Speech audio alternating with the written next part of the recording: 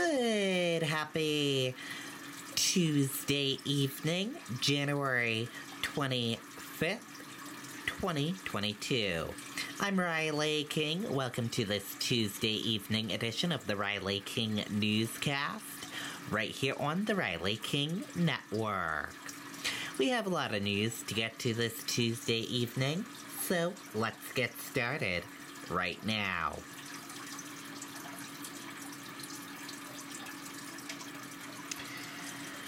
First up, CDC Director urges New Hampshire residents to get COVID-19 booster shots. Let's take a listen to that video from WMUR News 9.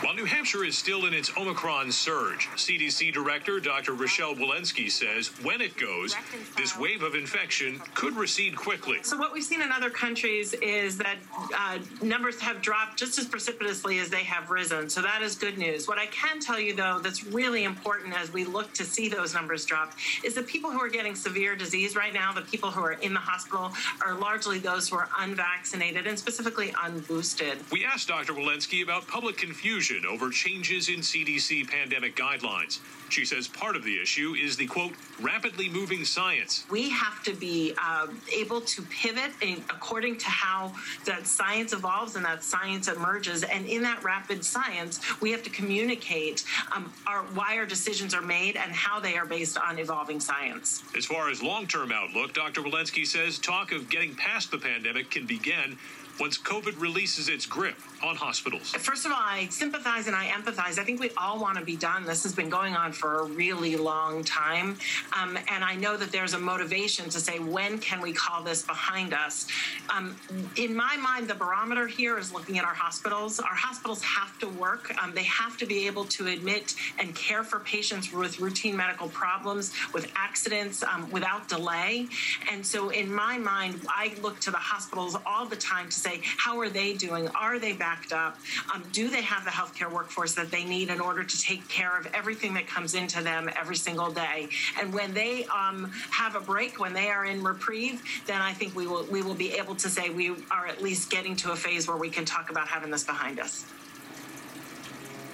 And Dr. Walensky says the CDC is also working to increase the supply of COVID-19 therapeutic drugs. But she says one of the difficulties in building up a stockpile like that is not knowing exactly which therapeutic drugs will be effective or ineffective against the next variant.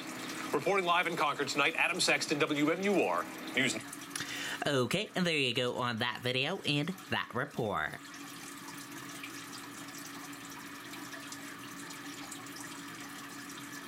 $25 more New Hampshire COVID-19 deaths announced as active cases decline. Let's take a listen to that video from WMUR News 9. And to the pandemic now, New Hampshire is once again seeing a drop in active COVID-19 cases. They're back below 14,000 for the first time in 3 weeks. But DHHS is reporting 25 new deaths, including 5 just confirmed from more than 2 weeks ago. There are 860 new cases to report, with 136 from a backlog, and current hospitalizations are at 412. Okay, and there you go on that video and that report.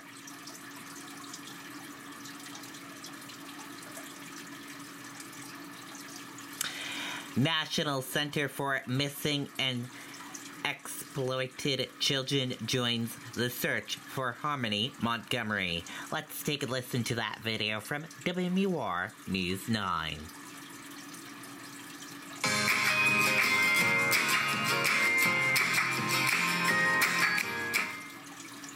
We're an organization built on hope.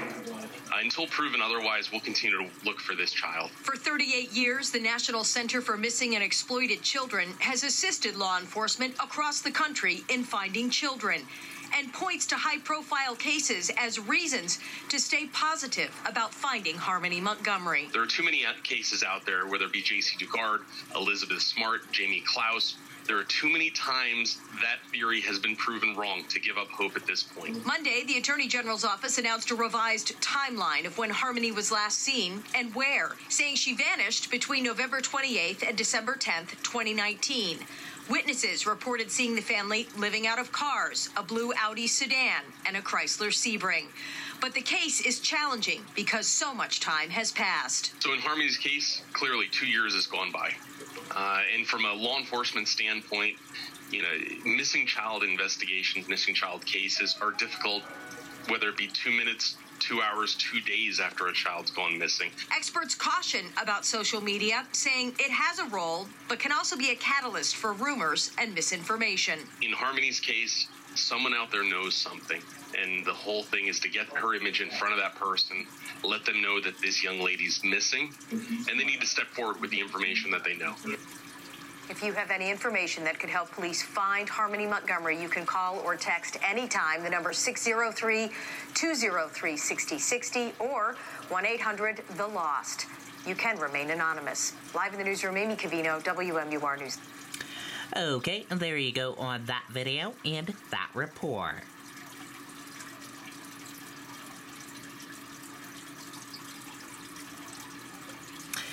Manchester woman accused of assaulting girl, 3 after child taken to hospital with injuries.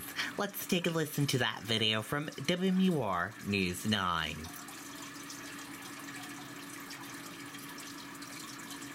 31-year-old Jessica Leferrier of Manchester is charged with second-degree assault and endangering the welfare of a child. Police alerted by a hospital treating a 3-year-old identified by initials SM with suspicious injuries. Very alarming to see a child with so many injuries on multiple parts of the body. According to police, her entire forehead was very swollen, the bridge of her nose swollen and freshly bruised. Bruises and abrasions on every part of her body, her head, face, neck, ear, both arms, right leg, buttocks, and entire back, all in various stages of healing. Court documents say Leferrier lives with the girl's father and 5 other children. He told police he saw bruises on all of the kids and the excessive bruising on SM, but that Jessica always explained what caused them. She admitted to losing her cool and hitting the girl multiple times, saying she probably caused at least half of the bruises, admitting she didn't take SM to the hospital because she didn't want the staff to see her injuries and investigate her for abuse. Advocacy centers of the Granite State Children's Alliance do forensic interviews for police and DCYF, 2,000 children a year. And the next time you see something that rises to a suspicion, call and make a report. You may be the report that sends that into some kind of an assessment that protects a child. Now, reporting and resources are key to getting children and families the help they need, and you can find information for both on our website, WMUR.com. Reporting live, Jennifer Crompton, WMUR News 9. Okay, and there you go on that video and that report.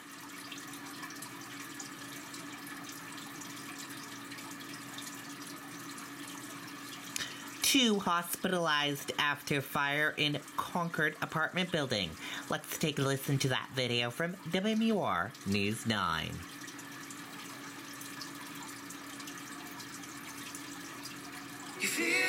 Do I really live here? One look at you and I still get the butterflies, even after all these years. You really are my always and forever home. Lasting beauty that makes a first impression, again and again. With James Hardy, it's possible.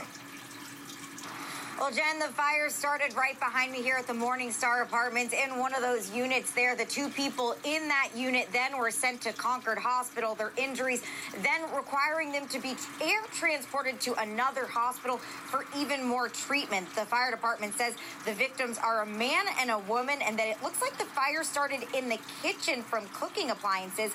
Firefighters got the initial call just before 2:30 this morning.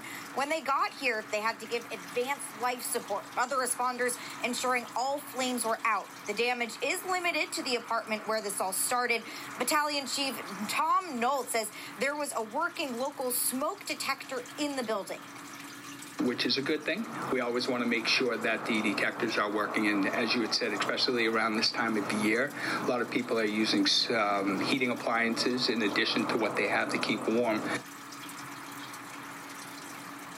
People living in other units can now head into the building. The cause of the fire is still under investigation. Live in Concord, Grace Feinerman, WMUR News. Okay, and there you go on that video and that report. And that is a look at your news for this evening. Now, let's go into weather. Weather right now is fair, 27 degrees, but it feels like 19 degrees. Brr, a cold one out there. Expect dry conditions for the next 6 hours. With a full weather forecast, let's go to meteorologist Jacqueline Thomas. Good evening, Jacqueline.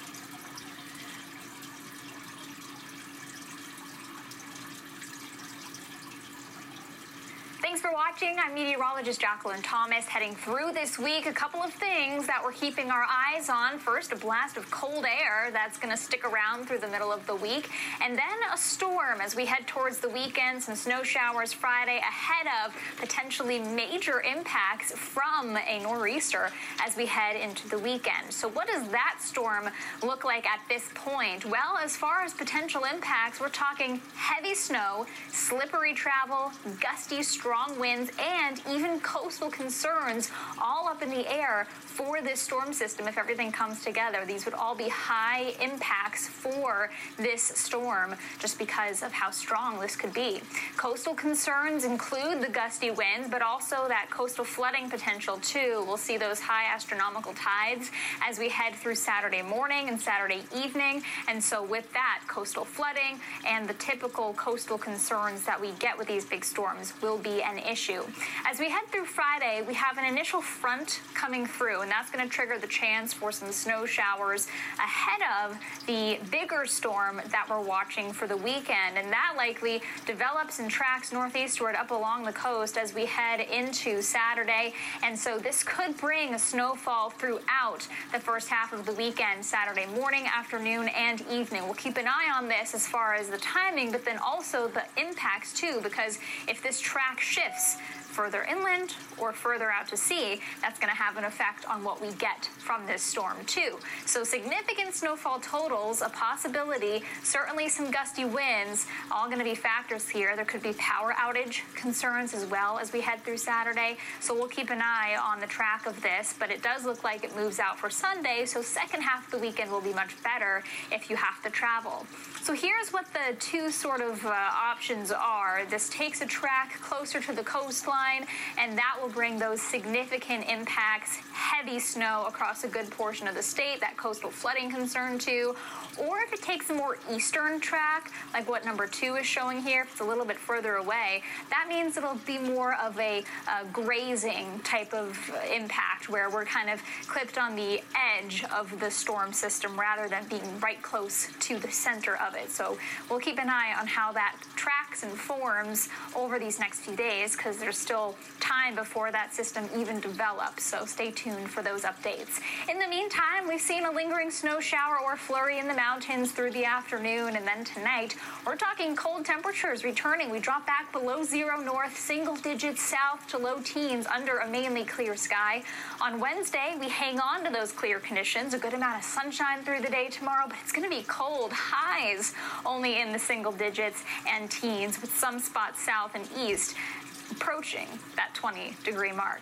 As we head through Wednesday night and Thursday, this is when you're really going to feel that Arctic blast.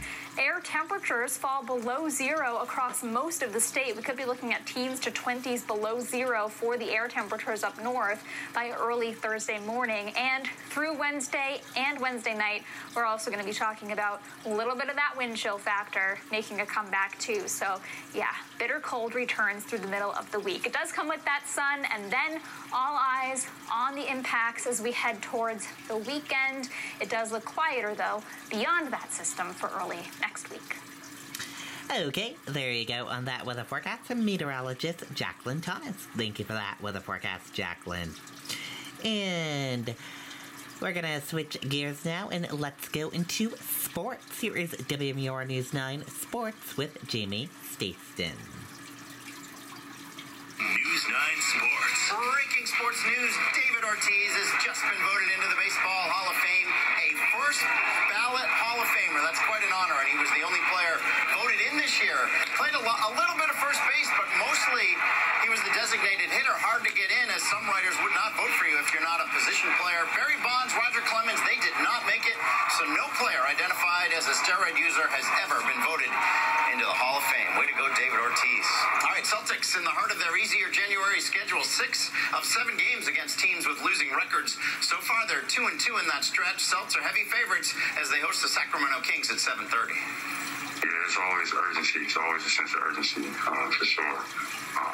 Whether you winning or you losing, it's always got to be that approach. So, we had some ups and downs in the season. We put some stretches together, and we're looking to do so more as we take what we learned from the first half of the season, into All-Star break and beyond. All right, Central Catholic High School in Lawrence, Mass. is one of the better athletic programs in New England. Their success on the basketball court lately can be credited to 3 coaches from New Hampshire. WMUR's Jonathan Marshall has their story. 3 coaches, 2 eras, bonded by one connection, their New Hampshire roots. Londonderry Pinkerton battling each other our whole lives, and, now we're on the same team here at Central. It's been kind of surreal. Mark Dunham is in his 2nd year as head basketball coach at Central Catholic in Lawrence, Massachusetts. He was a star at Pinkerton and played at SNHU and Plymouth State. Alongside him on the bench is Kenny Stewart, who starred at Londonderry before scoring 1,000 points at Plymouth State. The two can still remember their old school battles. My senior year, I had a good game at Pinkerton. I think I put 31 on him, and we snuck away. We got out of there with a win. It was for the MAC plaque, which was between Pinkerton and Londonderry. It's the only game I've ever fouled out. The 3rd member on staff is Windham native Carson DeRozier, who played at Wake Forest and Providence. Wanting to get back in the game, he got a call from a familiar voice a couple years ago. I had gone to the Sail and High camps for a long time. Coach Dunham was there constantly. He remembers working me out, which is a small world. I didn't talk to Carson for probably, 15 years. And I remember that I got the job June 15th of 2020, and my first call was to Carson. The first of 2 calls, bringing the basketball journey of these New Hampshire legends together. It's a pretty special thing. I know we're not in the state of New Hampshire, but we have Coach Dunham, who has been an AAU guy for a long time. Back in the day, playing with Coach Stu, and then had coached against me in the AAU season. We all grew up within 10-15 minutes of each other. Mark, at the same time, so we were more connected in that sense. It's cool having that New Hampshire connection. Jonathan Marshall, News 9 Sports. All right, a little bit of college hockey for you. Women, it's Plymouth State hosting Castleton University, the Spartans. There was no score in the 2nd period. Then the Panthers broke through. Addie Swanson with an assist to Chantel Ross. In the 3rd, Castleton's Julia Carpenter tied it up. Concord's Darby Belissi got an assist on that one. They just went to overtime. The tied 1-1. We'll let you know how that goes tonight at 11. Way to go, David Ortiz. Yeah, right. Congratulations. Thank you. Don't forget to tune in for New Hampshire Chronicle. Okay, and there you go. That was sports from Jamie Stayston. And that does it for this evening edition of the Riley King Newscast, right here on the Riley King Network. Thank you for tuning in and watching. Have a great evening, and see you back here tomorrow for another newscast. Good night and goodbye.